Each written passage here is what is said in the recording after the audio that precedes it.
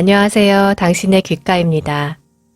오늘 읽어드릴 책은 라라 이 필링 지음, 이지민 옮김, 메이븐이 펴낸 홀로서기 심리학입니다. 어른답게 산다는 건 어떤 걸까요? 아마 스스로 자신의 삶을 책임지고 이끌어갈 수 있는 삶이 아닐까요? 그러나 홀로서기는 생각처럼 쉽지 않습니다. 작가는 통제 가능한 것과 불가능한 것을 구분하고 내 마음을 잘 관찰하고 다루는 능력을 길러서 삶에 대한 주도권을 쥐는 것이 바로 홀로서기의 핵심이라고 말합니다. 그리고 홀로 설 수 있는 사람은 주변의 환경에 크게 휘둘리지 않는다고 합니다. 타인과 세상의 시선에 크게 구애받지 않고 오로지 내 마음을 들여다보고 자신 있게 통제해 나가는 삶. 홀로서기 심리학에서 감정을 다루는 부분 함께 들어보시죠. 구독과 좋아요는 큰 힘이 됩니다.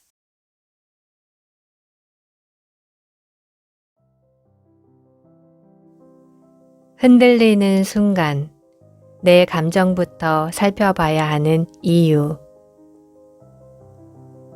별일도 아닌데 아주 사소한 일이었는데 너무 크게 화를 낸 후 그런 자신에게 당황한 적은 없었나요?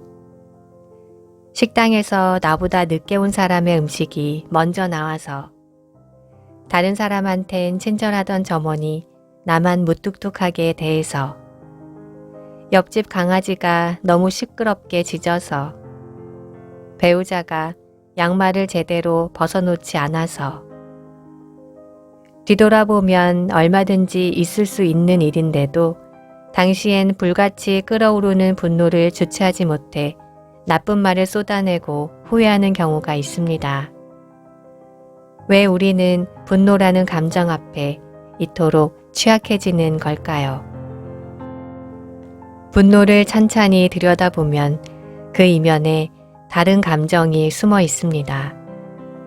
대부분은 불안이죠. 사랑받지 못할 거라는 불안, 인정받지 못할 거라는 불안, 지금 겪고 있는 이 문제가 나아지지 않을 거라는 불안입니다. 때론 슬픔이 분노의 탈을 쓰고 나타나기도 합니다. 분노, 불안, 슬픔 등은 흔히 부정적으로 여겨지는 감정입니다. 그런데 우리는 부정적인 감정을 능숙하게 다루는 방법을 잘 배우지 못했습니다. 울면 안 돼라는 노래를 떠올려 보세요. 아이의 울음이 얼마나 당황스럽고 다루기 힘들었기에 이런 가사가 나왔을까요? 우리는 자라면서 울지 마라, 화내지 마라, 웃음을 잃지 마라 같은 말을 수없이 들었습니다. 자연스럽게 부정적인 감정은 뭔가 문제가 있는 상태고 긍정적인 감정은 정상적인 상태라는 사고방식을 키울 수밖에 없었죠. 그러다 보니 부정적인 감정은 최대한 억누르는 습관을 들이게 됩니다. 느껴도 안 느낀 척, 괜찮은 척 하는 것이죠. 그렇게 해서 감정이 사라진다면 문제가 없을 텐데 안타깝게도 억눌린 감정은 탈출구를 찾지 못한 채 증폭되어 버리다가 어느 순간 다이너마이트처럼 폭발하고 맙니다. 이것이 사소한 일에 욱하게 되는 이유입니다.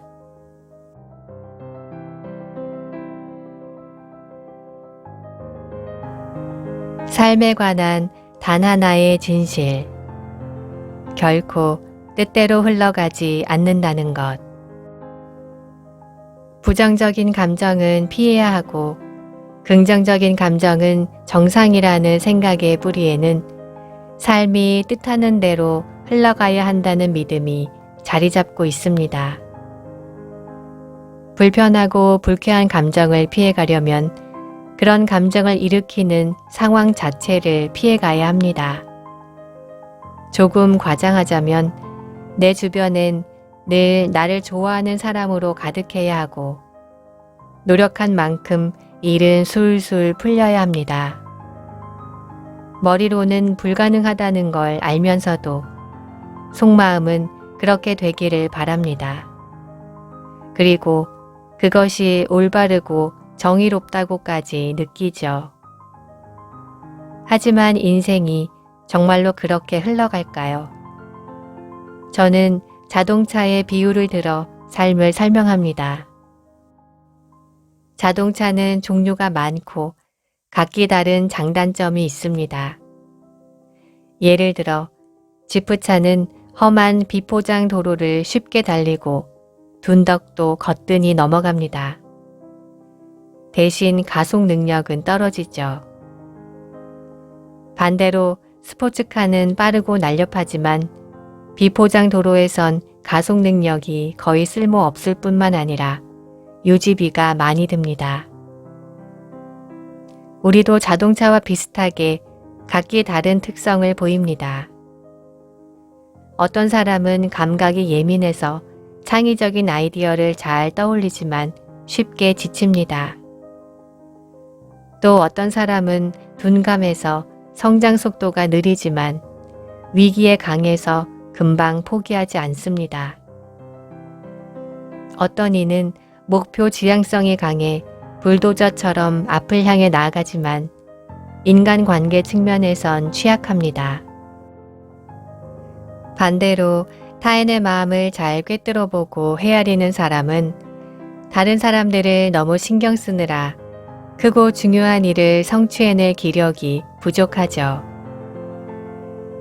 자기의 장점이 잘 발현될 수 있는 환경이 있다면 사람은 누구나 큰 어려움 없이 살아갈 수 있을 겁니다.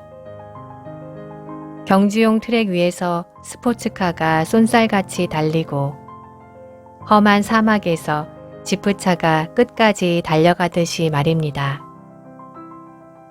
그러나 아쉽게도 인생을 살아가는 우리는 차종을 선택할 수 없습니다. 처음 주어진 차종으로 삶을 완주해야 합니다. 또 도로도 선택할 수 없습니다. 우리 앞에 어떤 도로가 펼쳐질지, 즉 삶에서 어떤 일들이 벌어질지는 시간이 흐른 뒤에야 알 수 있을 것입니다. 나라는 차종과 도로가 궁합이 잘 맞는다면 운이 좋다고 할 수 있을 겁니다. 반대로 도로가 영 껄끄럽고 불편하다면 운이 별로 안 좋다고 할 수 있겠죠. 그리고 운은 우리가 노력해서 얻을 수 있는 것은 아닙니다. 다시 말해 우리가 살면서 겪게 되는 무수한 사건은 우리의 통제력 바깥에 있기 때문에 사는 동안 불편하고 억울한 일이 생기는 건 당연하고 불쾌한 감정을 피해가기란 거의 불가능합니다.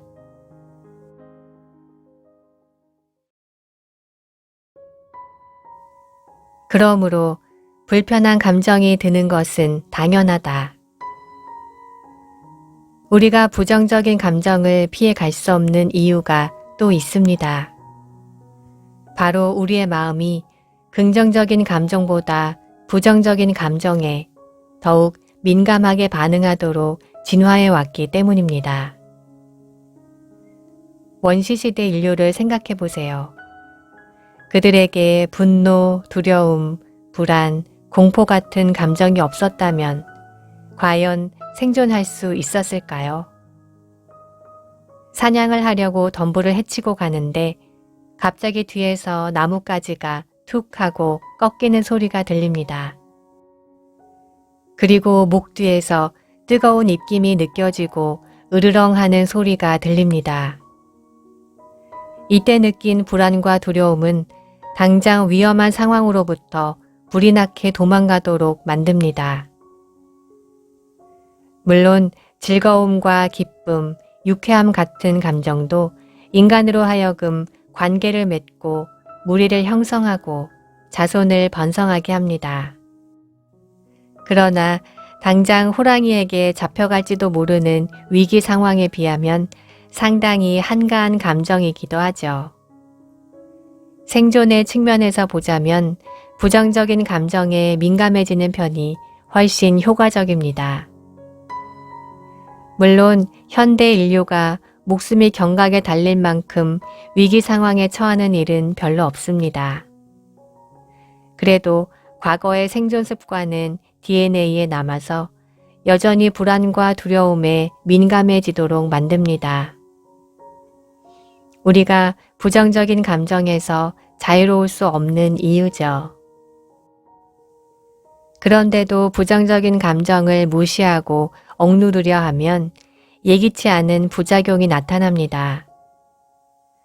바로 감정을 느끼는 능력 자체가 퇴화해 삶을 향한 의욕도 함께 상실한다는 점입니다. 사실 나의 입장에서 불쾌와 유쾌를 기준으로 감정을 나눌 뿐, 감정 자체는 부정적인 것과 긍정적인 것이 따로 없습니다. 감정은 에너지 같은 것입니다.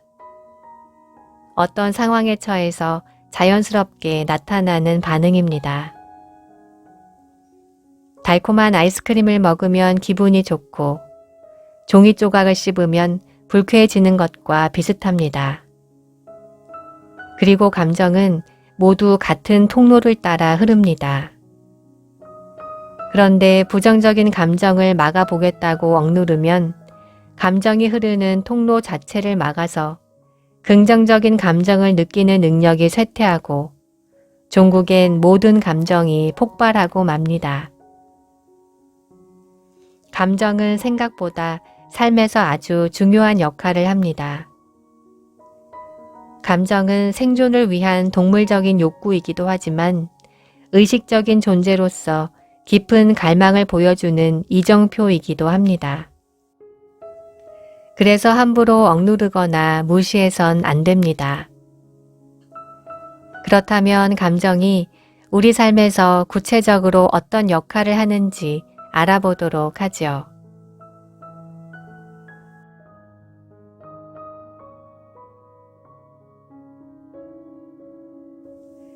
감정은 우리를 행동하게 합니다. 앞서 인간과 삶을 자동차와 도로에 비유했습니다.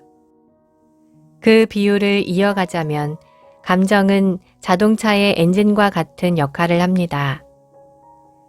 자동차를 움직이게 하는 동력이죠. 두려움은 위험한 상황에서 달아나게 합니다.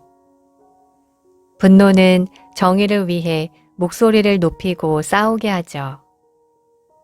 죄책감은 속죄하게 하고 슬픔은 한 발 뒤로 물러서서 우리를 치유하게 합니다. 사랑이라는 감정 또한 마찬가지죠. 만약 울고 소리 지르고 똥을 싸는 아이에게 사랑을 느끼지 않는다면 무슨 일이 발생할까요? 이처럼 감정은 우리를 행동하게 하는 에너지입니다. 감정을 차단하면 우리는 당장에 필요한 조치를 취하거나 무언가를 간절히 원하지도 않게 될 것이고 아예 행동하려는 동기도 사라질 것입니다. 의욕 없는 무기력한 삶이죠. 감정은 타인과 소통하게 합니다. 친구가 중요한 문제를 논의하기 위해 당신을 찾아왔다고 상상해 보세요. 친구는 눈물이 고인 촉촉한 눈으로 얼굴을 일그러뜨린 채 고개를 숙이고 앉아 있습니다. 목소리 톤과 말하는 속도 역시 평소와 다릅니다. 이런 단서들은 친구에게 심각한 문제가 생겼음을 알려줍니다.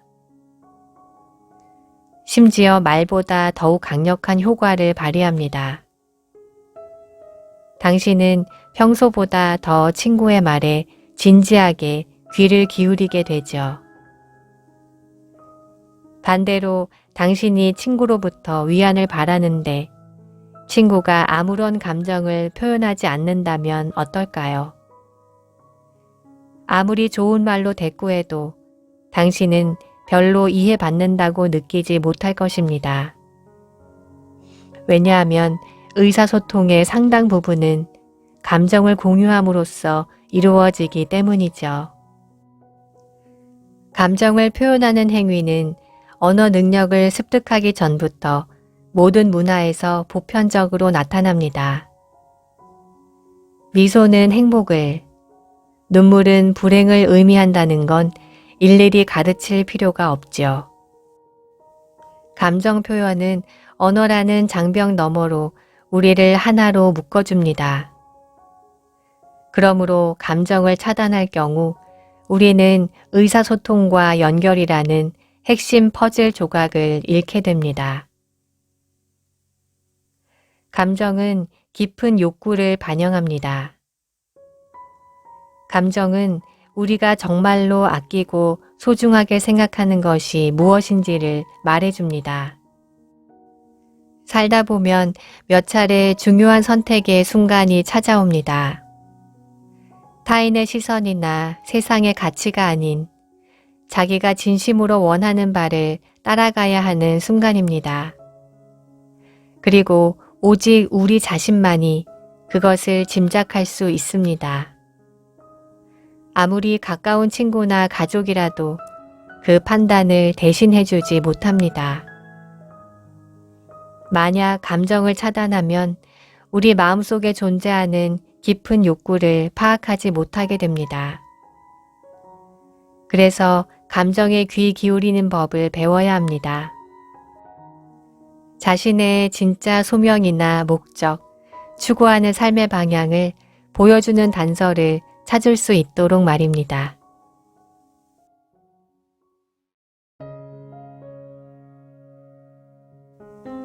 나쁜 감정이 든다고 곧 나쁜 사람이 되는 것은 아니다. 지금까지 감정의 역할과 부정적인 감정도 함부로 억눌러서는 안 되는 이유를 살펴봤습니다. 이쯤 되면 이렇게 말하는 독자들도 있을 수 있겠죠. 나와는 상관없는 문제야. 나는 내가 느끼는 감정을 확실히 안다고. 그런데 자기 감정을 있는 그대로 느끼는 일이 생각보다 간단치 않습니다. 불편한 감정을 처리하기 위해 그 위에 다른 감정을 더 씌우는 경우가 많기 때문이죠. 그리고 사람들은 더 씌워진 감정을 자신의 진짜 감정으로 착각합니다. 그 결과 풀지 못한 마음의 문제는 더욱 꼬이고 진정으로 원하는 목표를 세우기가 어려워집니다. 개비는 어린 시절부터 겪고 있는 우울증 때문에 저를 찾아왔습니다. 그는 의욕이 전혀 없었고 매사 무기력했습니다. 가끔은 죽고 싶다는 충동 때문에 괴로워했습니다. 개비는 알코올 중독자 부모로부터 오랫동안 정서적으로 학대당했습니다. 방치는 물론 개빈이 자신의 욕구를 주장하면 부모는 그를 조롱하거나 어떤 식으로든 처벌을 가했죠. 이렇게 험한 환경에서 자라온 개빈은 자신을 사랑하거나 행복할 만한 가치가 없는 사람으로 인식하게 되었습니다. 그런데 상담을 하면서 개빈의 무기력을 자세히 들여다보니 그 안에 감추어져 있던 진짜 감정들이 발견됐습니다. 언제나 냉소적이고 회피하는 태도를 보이던 그의 가슴 속에는 실은 뜨거운 분노가 자리 잡고 있었습니다. 자신을 사랑해 주기는커녕 학대로 일관한 부모에 대한 원망의 감정이 활화산처럼 들끓고 있었죠. 그러나 분노를 표현했다간 부모에게 정말로 버림받을지도 모른다는 불안과 두려움 때문에 이를 억압하는 버릇을 들이게 되었습니다. 즉, 개빈의 감정 습관은 분노를 슬픔과 좌절, 무기력으로 포장하는 것이었습니다. 그러는 것이 더 안전하다고 느꼈으니까요. 치료가 거듭될수록 다행히도 개비는 분노라는 진짜 감정을 정당하다고 생각하게 되었고, 이를 건강하고 효과적으로 주장하는 법을 배우기 시작했습니다. 만약 무기력을 진짜 감정으로 착각했다면 일어날 수 없는 진보였죠. 슬픔이라는 감정에 분노를 덧씌우는 경우도 흔합니다. 어느 날 한 부인이 저를 찾아왔습니다.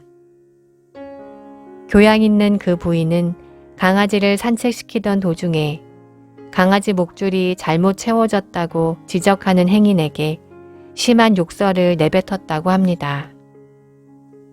그뿐만이 아닙니다. 아주 사소한 일로 남편과 친구들에게 지나치게 화를 내는 경우가 늘었습니다. 원래 감정을 잘 절제하던 사람이었기에 자신의 과격한 모습에 놀라 어떤 문제가 생긴 건 아닌지 알아보기 위해 상담을 요청했죠. 알고 보니 그 부인은 3년 전 소중한 딸을 오랜 병치레 끝에 먼저 하늘로 떠나보냈습니다. 딸의 죽음이 어느 정도 예견되어 있던 터라 부인은 장례식을 잘 치르고 머지않아 일상에 복귀할 수 있었습니다. 하지만 담담해 보이던 그녀의 가슴 속엔 슬픔이 가득했습니다. 딸의 죽음을 인정할 수 없었고 자기에게만 찾아온 비극이 불공평하다고 느꼈죠. 하지만 체면을 중시하는 분위기에서 자라온 그녀는 목 놓아 울지 못한 채 슬픔을 꾹꾹 눌러놓았습니다. 결국 그 슬픔은 분노로 터져 나왔고요. 사실 감정 자체는 잘못이 없습니다. 다만 감정에 대한 감정이 문제를 일으킬 뿐이죠. 부모에 대해 분노를 느끼면 못돼 먹은 자식이라고 생각하기 때문에 분노를 감춥니다. 슬픔을 표현하는 건 몰상식한 짓이라고 생각하기 때문에 슬픔을 감춥니다. 하지만 제 아무리 다른 감정으로 잘 포장해 놓아도 진짜 감정은 숨겨지지 않습니다. 어떤 방식으로든 그 모습을 드러내고 말죠. 그러므로 감정에 대해 옳고 그름, 좋고 나쁨을 자꾸만 판단하려고 하지 마세요. 분노를 느낀다고 해서 나쁜 사람이 되는 건 아닙니다. 분노를 행동으로 옮겼을 때 나쁜 사람이 되는 것이죠. 슬픔을 느낀다고 해서 약한 사람이 되는 건 아닙니다. 슬픔에만 잠겨 있기를 선택했을 때 약한 사람이 되는 것입니다.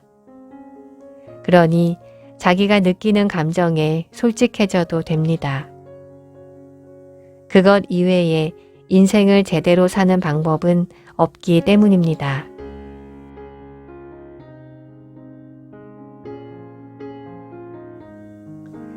가장 조심해서 다루어야 할 3가지 감정. 무기력, 우울, 불안. 성숙한 어른으로 산다는 건 무엇일까요? 심리 상담가로서 자주 이 질문을 생각해 보게 됩니다. 여러 가지 정의가 가능할 테지만 그래도 제가 생각하는 어른의 삶은 결국 홀로 단단하게 살아가는 삶, 즉 독립된 삶입니다. 타인의, 세상에, 통념에 지나치게 의존하지 않고 스스로 선택해서 실행하고 책임지는 삶입니다. 그만큼 스스로 선택한다는 건 매우 중요합니다. 선택은 곧 자존과 관련돼 있기 때문입니다. 선택에는 권위가 담겨 있습니다. 중요한 선택 앞에서 조언이 필요할 때 우리는 그 방면에 경험이 많거나 통찰력이 깊은 사람을 찾아갑니다. 그의 판단과 권위를 믿고 인정하기 때문이죠. 마찬가지로 스스로 선택한다는 건 내가 나를 믿는다는 뜻입니다. 내가 나를 잘 알고 있음을, 더 나아가 내가 나를 아끼고 사랑하고 있음을 믿는 것입니다. 그래서 자존감이 높은 사람은 선택을 쉽게 하는 반면 자존감이 낮을수록 선택을 주저하고 타인에게 권한을 위임하려는 경향이 강합니다. 그렇다면 어떻게 해야 선택을 후회 없이 잘할 수 있을까요? 이에 대해 재밌는 연구 결과가 있습니다. 뇌에는 안화 전두피질이라는 부분이 있습니다. 이 부분은 의사결정 과정에 본능적인 감정을 참여시키는 역할을 합니다. 그래서 이 부분이 손상된 사람은 무엇이든 잘 결정하지 못하는 것으로 드러났습니다. 뇌에서 이성의 기능을 담당하는 부분은 멀쩡하기에 논리적으로 각각의 선택지가 가진 장단점을 따질 순 있었습니다. 하지만 아무것도 선택하지 못했습니다. 이것은 사람은 옳다는 생각만으론 어떤 것도 결정하지 못하며 옳다는 느낌이 있어야만 무엇인가를 선택할 수 있음을 보여줍니다. 즉, 선택에 있어 감정은 필수라는 뜻이죠. 앞서 나라는 자동차의 엔진이 바로 감정이라고 설명했습니다. 감정은 우리를 움직이는 힘이자 방향을 결정하는 데 중요한 역할을 합니다. 그러므로 있는 그대로의 감정을 억압하지 않고 이에 솔직해질수록 선택도 현명하게 잘할 수 있습니다. 그런데 우리가 감정을 제대로 인식하지 못하게 만드는 상태가 존재합니다. 대표적으로 무기력과 우울, 불안입니다.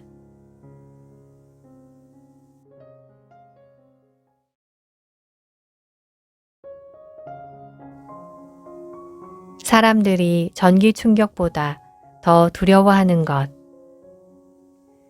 유니버시티 칼리지 런던의 아치드 베커 박사는 2016년에 사람들이 불확실성을 어떻게 받아들이는지를 연구해 흥미로운 논문을 발표했습니다. 베커 박사는 45명을 대상으로 컴퓨터 게임을 하게 했는데 참가자들은 모니터에 나타나는 여러 개의 바위 중 하나를 골라 뒤집었을 때 뱀이 나오면 약간의 전기 충격을 받게 돼 있었습니다. 즉, 참가자 입장에선 뱀이 없는 바위를 뒤집어야 하는 게임이었죠. 그리고 게임의 수준을 3단계로 조정했습니다. 첫째는 뱀이 없는 바위를 쉽게 찾아낼 수 있어서 전기 충격을 받을 확률이 0%에 가까웠습니다. 반대로 둘째는 무조건 뱀이 나와서 전기 충격을 받을 확률이 100%에 가까웠죠. 마지막으로는 언제 뱀이 나올지 모르며 그 규칙 또한 끊임없이 바뀌도록 조정해 참가자들이 전기 충격을 받을지 말지를 도무지 예측할 수 없게 했습니다. 그리고 연구팀은 참가자들의 스트레스 수치를 실시간으로 측정했습니다. 그 결과 흥미로운 점이 발견됐는데 무조건 전기 충격을 받은 그룹보다 전기 충격을 받을지 말지 예측할 수 없었던 그룹의 스트레스 수치가 더 높게 나왔던 것입니다. 이 실험을 바탕으로 베커 박사는 사람들이 전기 충격보다 더 괴로워하는 것이 바로 불확실성이라고 설명했습니다. 왜냐하면 부정적인 결과라도 예측이 가능하면 계획을 세워 대비할 수 있지만 결과 자체가 불확실하면 사람들은 그것이 자신의 통제 범위 바깥에 있다고 여겨서 불안감을 더욱 크게 느끼기 때문입니다. 이 실험이 말해주듯 사람들은 불확실성을 무척 꺼립니다. 불확실성을 제거할 수 있다면 무엇이든 하겠다는 태도를 보이기도 하죠. 나쁜 애인과의 연애를 끝내지 못하고 형편없는 직장을 그만두지 못하는 것도 같은 맥락에서 이해할 수 있습니다. 자기가 처한 상황이 아무리 지옥 같다 하더라도 그 지옥의 풍경은 익숙하기에 견딜만 합니다. 그보다 더 두려운 것이 알 수 없는 미래입니다.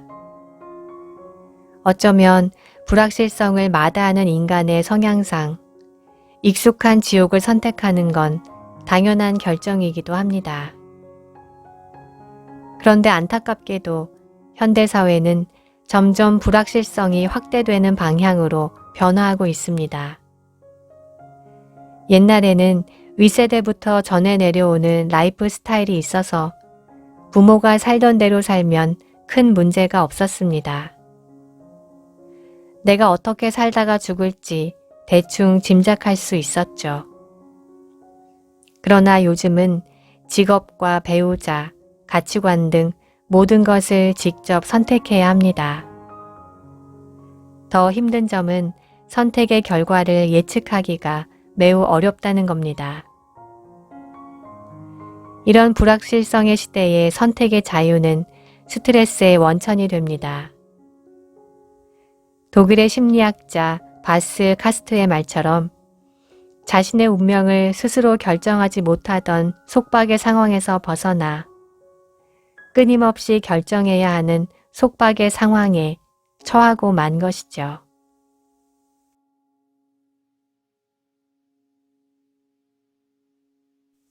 무기력. 진짜 하고 싶은 게 뭔지 잘 모르겠어요. 니나는 완벽주의적 성향이 강해 직장 내 인간관계에서 문제를 겪고 있었죠.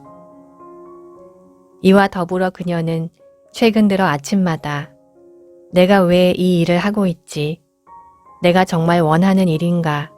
하는 회의감을 느꼈습니다. 니나의 직업은 연봉이 상당히 높았고 그녀는 회사에서 나름대로 뛰어난 성취를 이루기도 했습니다. 하지만 시간이 갈수록 일하는 시간이 무의미하고 지루하게 느껴졌습니다. 이렇게 하루가 지나는구나 생각하는 날들이 늘어만 갔죠. 니나는 행복해지고 싶었습니다. 하지만 어떻게 해야 행복해지는지 도무지 갈피를 잡지 못했습니다. 니나는 감정을 억누르는 분위기의 가정 환경에서 자랐고 부모로부터 자율성을 획득하려는 과정에서 완벽주의적인 성향을 갖추게 되었습니다. 니나는 자기가 하고 싶은 일보다 부모의 불안감을 없애주는 일, 즉 남들이 좋다고 평가하는 일을 남들보다 잘하는데 에너지의 대부분을 사용했습니다. 그 결과 니나는 해야 하는 일 앞에선 능숙했지만 하고 싶은 일 앞에선 꿀먹은 벙어리가 되고 말았습니다. 감정을 표현해 보라고 해도 괜찮아요 라는 대답이 전부였고 하고 싶은 일을 말해보라고 해도 눈빛을 반짝인 적이 없었습니다. 그만큼 감정을 느끼고 읽는 훈련이 부족했죠. 니나처럼 감정 훈련이 부족한 사람들은 자율성이 주어진 환경에 처하면 성취도가 급격히 떨어집니다. 일례로 고등학교에서 좋은 성적을 내던 학생이 대학에 가서 적응하지 못하는 경우를 들 수 있습니다. 고등학교에선 규칙이 정해져 있고 일관된 기준으로 성적을 평가하죠. 주어진 틀에 따라 하라는 대로 열심히 공부하면 괜찮은 결과를 낼 수 있습니다. 반대로 대학에 가면 자기가 하고 싶은 공부가 무엇인지, 그것을 어떻게 할 것인지를 스스로 결정해야 합니다. 이때 필요한 것이 감정입니다. 하고 싶은 것이 분명해야 공부 계획을 스스로 세우고 실행할 수 있습니다. 하지만 마음에서 우러나는 원트를 잘 느끼지 못하는 학생은 무엇을 어떻게 해야 하는지 도무지 감을 잡지 못한 채 대학에서 길을 잃기가 쉽습니다. 또 감정 훈련이 부족한 사람들은 중년의 위기를 크게 겪습니다. 하고 싶은 일은 내면의 욕구가 동기부여의 원천이지만 해야 하는 일은 주로 외부의 당근이 동기를 부여합니다. 중년까지는 성과에 따른 보상, 가까운 사람들의 인정과 칭찬 등 당근이 위기보다 커서 해야 하는 일도 즐겁게 할 수 있습니다. 그러나 중년을 넘기면 당근으로는 상쇄되지 않는 위기가 찾아오기 시작합니다. 직장에서 위치가 불안정해지거나 건강이 나빠지거나 가정이 해체될 위기에 처하는 등 말입니다. 그때 밀려오는 회의감은 그야말로 어마어마합니다. 지금껏 무엇을 위해 살았는지, 나는 대체 누구인지 하는 근본적인 질문을 던지게 되고, 이때 자기 감정을 느끼고 읽는 훈련이 잘 안 된 사람은 앞으로 어떻게 살아야 할지 방향을 정하지 못한 채 극도의 무력감에 빠지기 쉽습니다. 만약 니나처럼 무엇을 해야 행복한지 도무지 갈피를 못 잡겠다면 등한시했던 감정 훈련을 다시 시작해야 합니다. 잃어버린 자기 감정과 다시 연결돼야 합니다. 그러나 첫 술에 배부를 수 없다고 감정을 느끼는 굳어버린 근육부터 풀어주는 게 우선입니다. 그 첫 번째 단계로 감정을 다루는 뇌의 영역인 변연계를 자극하는 활동을 하면 좋습니다. 변연계를 자극하는 활동으로 제가 추천하는 건 소설 읽기와 음악 듣기입니다. 소설에는 감정을 다루는 다양한 어휘가 등장합니다. 그런 어휘를 읽는 것만으로도 변연계가 활성화됩니다. 음악도 마찬가지입니다. 음악을 들으면 다양한 감정이 풍부하게 일어납니다. 이렇게 굳어버린 감각을 일깨우고 난 후에 감정을 여러 가지 단어로 표현하는 훈련을 하면 좋습니다. 감정을 다루는 어휘가 다양할수록 감정을 담는 그릇도 함께 늘어납니다. 그리고 감정을 담는 그릇이 많아지면 진솔한 감정에 다가가기 쉬워지죠. 슬픔을 분노로 착각하거나 욕구를 두려움으로 잘못 해석하는 일이 줄어들기 때문입니다. 그럴수록 내 마음속에 진정한 원트가 더욱 선명해질 겁니다.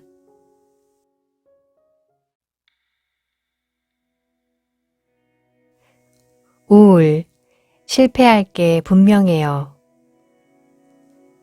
제시카는 감정 표현에 능숙하고 타인과 긴밀하게 관계 맺기를 좋아합니다. 하지만 그런 성향이 지나치면 감정 기복이 심해져서 일과 관계에 타격을 받기도 합니다. 한마디로 기분이 좋을 땐 매사에 열정을 보이다가도 기분이 가라앉으면 갖가지 걱정을 하면서 우울에 빠지곤 합니다. 제시카는 자기가 어떤 일을 할 때 행복한지 잘 알고 있었습니다. 그녀는 글을 쓸 때 마음이 차분해지는 느낌을 받았죠. 불안감과 슬픔이 밀려올 때도 글을 쓰면 어느 정도 그 감정에서 헤어나올 수 있었습니다. 심지어 작가가 되어 유명 잡지에 글을 기고하는 미래의 자기 모습을 상상할 땐 눈물을 흘리기까지 했습니다. 그만큼 작가가 되고 싶다는 마음속 열망이 컸습니다. 하지만 작가가 되기 위해서 해야 하는 일상의 노력에선 자주 걸려 넘어졌습니다. 제시카는 정기적으로 상담을 하러 올 때마다 이렇게 말했습니다. 글을 쓸 수가 없었어요. 주위를 산만하게 하는 것들이 너무 많았거든요. 어느 날은 남자친구와 싸워서, 또 어느 날은 엄마와 연락이 닿지 않아서, 아니면 친구와 사이가 틀어져서 글쓰기에 집중할 수 없었다는 겁니다. 그런데 일상의 자잘한 실패는 결국 목표 자체를 흔들어 버립니다. 어느 순간 그녀는 속으로 이렇게 느끼기 시작했죠. 난 작가가 될 수 없어. 분명히 실패할 거야. 축구나 야구처럼 시즌제로 운영되는 종목에서 감독들이 가장 두려워하는 것이 바로 연패입니다. 아무리 선수들의 기량이 뛰어나도 연패를 당하면 내일 경기도 질 것 같다라고 느끼게 되고, 이 느낌이 정말로 다음 날도 패배로 이끈다는 겁니다.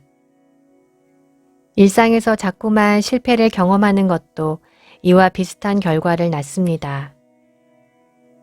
하루하루 실패를 거듭하면 나는 뭘 해도 안 되는 인간인가 봐 라는 패배감을 학습하게 되고, 이로 인해 내일도 어김없이 실패를 반복하게 됩니다. 이렇게 실패가 쌓일수록 자신이 없어지고 우울한 상태에 빠지게 되죠.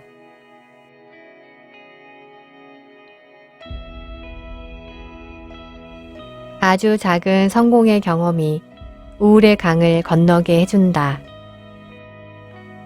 그런데 제시카와 상담을 거듭하면서 왜 그녀가 일상의 실패를 그냥 묵인하는지 점차 그 이유를 알게 되었습니다.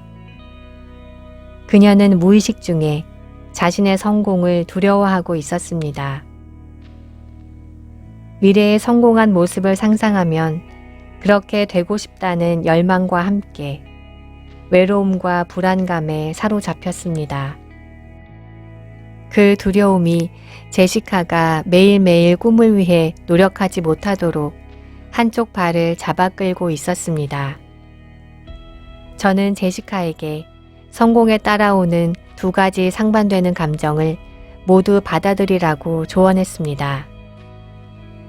사실 상반되는 감정이 드는 건 아주 자연스러운 현상입니다. 사랑할 때 이별에 대한 두려움이 동시에 오는 것과 마찬가지입니다. 하지만 헤어짐이 무서워서 사랑 자체를 거부하는 사람은 드뭅니다. 언젠가 이별하게 되더라도 현재 사랑에 온 마음을 쏟는 게 자연스럽죠. 제시카에게 필요한 것도 성공에 따르는 두려움을 인정하되 하고 싶은 일에 전념하는 행동이었습니다. 이를 위해선 하지만을 그리고로 바꾸어 말해보는 게 도움이 됩니다. 예를 들어 나도 작가가 되고 싶어.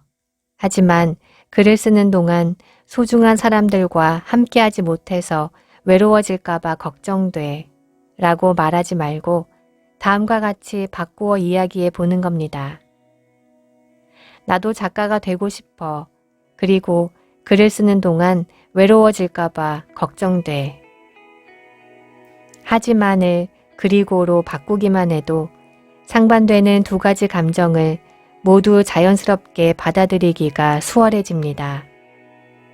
그러고 나면 두려움과 열망 중 하나를 선택해야 한다는 강박관념에서 벗어날 수 있습니다. 즉, 두려움을 인정하면서도 열망에 따라 행동하는 게 가능해지죠.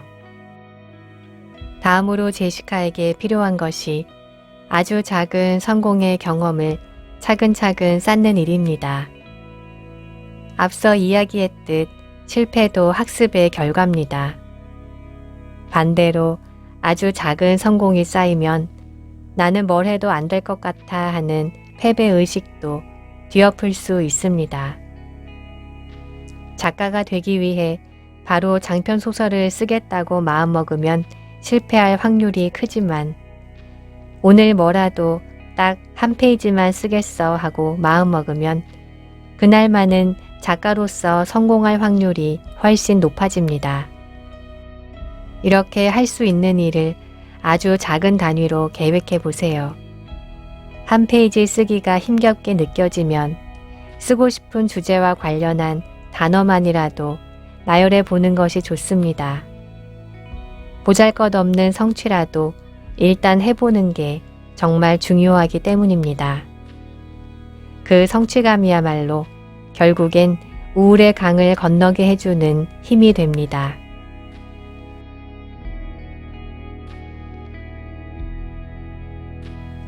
불안. 모든 걸 잘 해내지 못할까봐 걱정돼요. 스스로 선택하고 책임지는 삶을 살려면 자기가 중요하게 여기는 가치에 따라 목표의 우선순위를 세울 수 있어야 합니다. 예를 들어 일에서의 성취보다 사람 사이의 믿음과 돈독함이 더욱 가치가 있다고 느낀다면 매일 야근을 할 게 아니라 적절한 시간에 퇴근해서 소중한 사람들과 함께 해야 합니다. 두 가지를 전부 잘하겠다고 하면 어느 것 하나에도 집중하지 못하게 될 가능성이 큽니다. 그런데 자기 개발 분위기가 득세하는 요즘, 하나라도 포기하면 안 된다고 생각하는 사람들이 점점 늘어나고 있습니다. 다른 사람들은 얼굴도 멋지고 몸매도 훌륭하고 일도 잘하고 친구도 많은데 왜 나는 무엇 하나 제대로 못하나 싶은 생각에 모든 일을 잘하려고 애씁니다. 목표의 우선순위를 정해서 선택과 집중을 해야 한다고 말하면 불안해하면서 대답합니다. 선생님, 하나라도 포기하면 경쟁에서 뒤처질까봐 불안해요. 그래서일까요? 현대인들은 바쁠수록 능력 있고 인생을 잘 사는 사람이라고 생각합니다. 하지만 그냥 분주하다고 해서 인생을 잘 사는 거라고 착각하면 안 됩니다. 오히려 분주함은 그의 마음이 불안하다는 증거일 수 있습니다. 일례로 슬럼프에 빠진 운동선수는 훈련의 질을 점검하기보단 훈련 양을 늘리는 방식으로 대처합니다. 무언가를 하고 있으면 일단 안심이 되기 때문입니다. 마찬가지로 무엇을 어떻게 해야 할지에 대한 자기 기준이 불분명할수록 이것도 저것도 전부 다 하려고 애쓰면서 분주하게만 살아가게 됩니다. 정신분석학자 에리히 프롬은 이런 현대인의 분주함을 소외된 능동성이라고 설명했습니다. 능동성은 본래 내부에서 나오는 것입니다. 자기가 무엇을 좋아하고 어떤 것을 소중하게 느끼는지 잘 아는 사람은 자기에게 중요한 일을 잘하려고 노력합니다. 이것은 능동적인 삶입니다. 그러나 분주함은 외부에 의해 끌려가는 겁니다. 불안에 떠밀려 바쁘게 움직일 뿐 왜 그렇게 살아야 하는지 잘 모르겠다면 소외된 능동성 상태에 놓여 있다고 보면 됩니다. 혹시 주변에서 취미 부자라는 이야기를 듣고 있나요? 가만히 있지 못하고 누구든 만나려고 자꾸만 약속을 잡고 있진 않나요? 공부나 일이 잘 안 될 때 집중력을 높이기보단 멍하니 책상 앞에 앉아있는 시간만 늘리고 있진 않은가요? 그렇다면 그냥 바쁘게만 살 것이 아니라 내가 어떤 일을 잘하고 싶은지 곰곰이 따져봐야 합니다. 내 마음을 모른 채 동분서주하면 불안감은 더욱 커질 뿐입니다. 우선 아무것도 하지 않아도 괜찮다고 나 자신을 이해시켜야 합니다. 바쁘게 사는 건 결코 자랑이 아닙니다. 우리의 에너지는 한정돼 있습니다. 자꾸만 중요하지 않은 일에 에너지를 쏟으면 좋아하는 일을 탐색할 힘이 남지 않게 됩니다. 가만히 있자니 불안감이 버릇처럼 고개를 들 겁니다. 그때 습관처럼 몸을 움직이는 것으로 대응하지 말고 불안을 그냥 바라보세요. 불안은 바라보기만 해도 그 기세가 수그러듭니다. 소설책 읽기, 음악 듣기, 작은 성공의 경험 늘려가기, 중요하게 여기는 일을 찾아 종이에 적어보기. 제가 건넨 방법들이 너무 소소해 보이나요? 하지만 단언컨대 작은 결정을 잘 내려야 큰 선택도 잘 할 수 있습니다. 작은 결정을 스스로 만족스럽게 내리는 경험이 쌓이면 굳이 저와 같은 심리 상담가를 찾아가 앞으로 어떻게 살아야 하는지 일일이 물어볼 필요도 없게 됩니다. 나를 잘 알고 있는 가장 현명한 사람이 바로 내 곁에 언제나 함께하는 셈이기 때문입니다.